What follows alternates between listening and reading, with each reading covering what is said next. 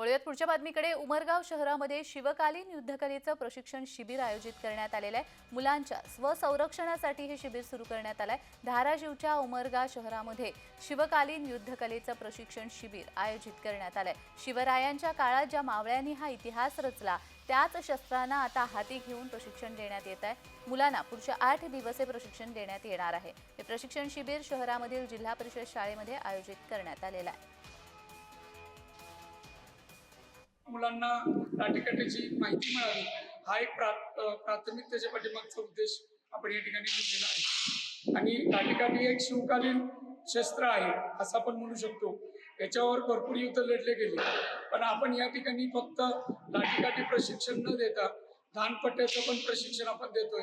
तर दानपट्ट्याचंही प्रशिक्षण मुलांना कळावं हा उद्देश ठेवून आपण दानपट्टा, लाठीकाठी, तलवारबाजी, भाला या शिवकालीन सगळे शस्त्र आपण इथं 8 दिवसाचं प्रशिक्षण कॅम्पमधून शिकवायचा प्रयत्न करतो।